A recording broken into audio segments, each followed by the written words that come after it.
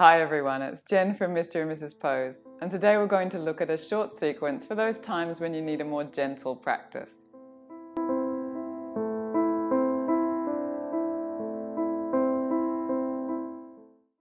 I had a minor surgical procedure this week, but that's left me with strict instructions to take it easy. So what do we do with our yoga practice under these kinds of circumstances? Firstly, I think we still practice. As a self-soothing and a self-healing modality, yoga can help, but it's not the time to be overdoing it. Secondly, we want to move our spine in every direction, and we want to move every joint and muscle group, but not in a way that's enervating or debilitating.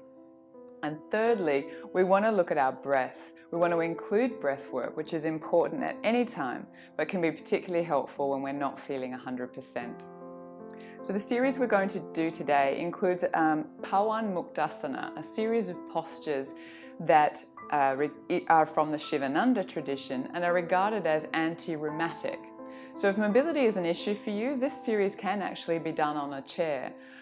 But regardless, it is also fantastic for warm-up, for removing blockages, or just for getting yourself into practice on a cold morning. So let's give it a try.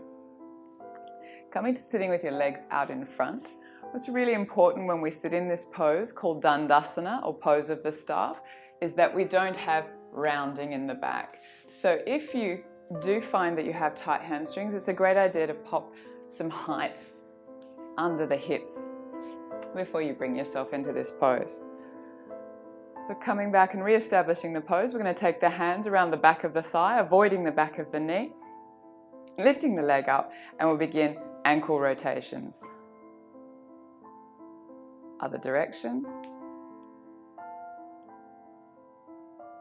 Now the whole lower leg, keep these circles very small if you have any knee condition or a knee injury. Otherwise, you can take them to your pain-free range of motion. Other way.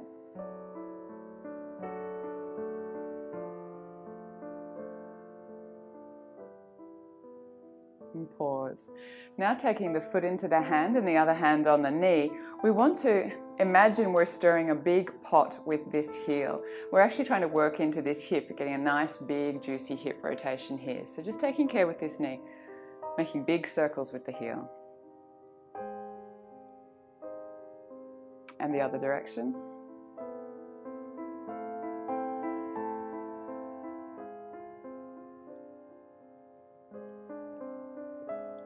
Beautiful. Pausing here, stay with this handhold if this is proving enough today, enough tension. Otherwise, bringing that forearm underneath just as a transition so that the foot might grow into the crook of the arm, and maybe you're able to wrap the hands all the way around. Now we gently rock.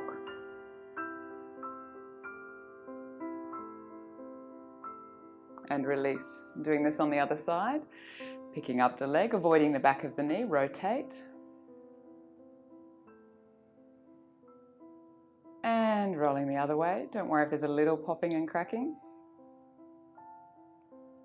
Whole lower leg. Take care of the knee. Other way.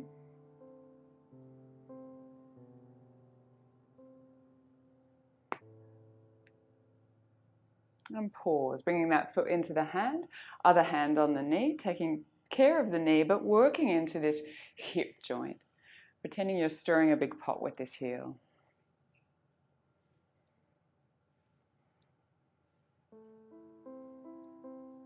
Other way.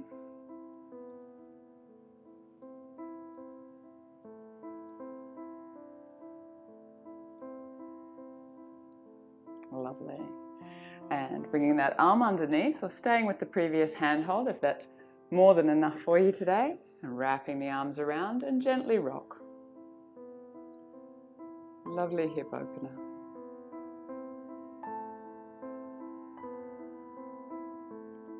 Gently release.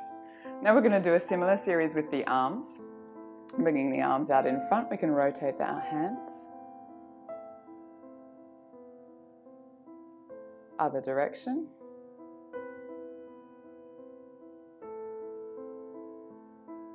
And now using the elbow as our fulcrum or our axis point,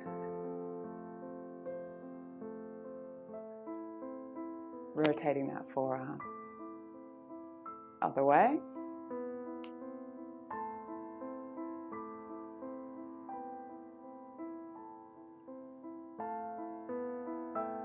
And hands on the shoulders now, we'll do the whole shoulder.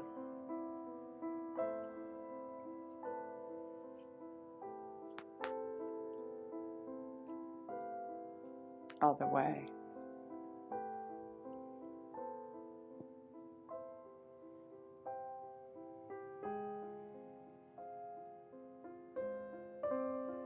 And gently release.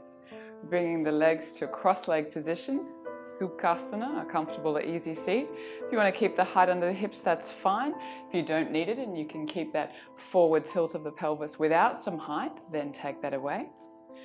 We're going to gently bring the fingertips forward, walking forward. Now if this is already too strong for the lower back, then stay high, otherwise coming all the way down. Walking out now to the 45, looking to the 45 and making sure this hip stays on the ground. Now turning this into a side bend, the top arm sweeps up and over the ear. And walking back through, we'll repeat that on the other side. Staying at the 45, keep this hip on the floor if you can. And then turning it into a side bend. Coming back through center. Walking all the way back, fingertips behind. We're now going to turn this into a back bend. So gently arching, just making sure we're not doing this in the lower back only. Making sure it's a full back bend, including the upper back. And then bringing those hands forward onto the knees, drawing back and arching the spine.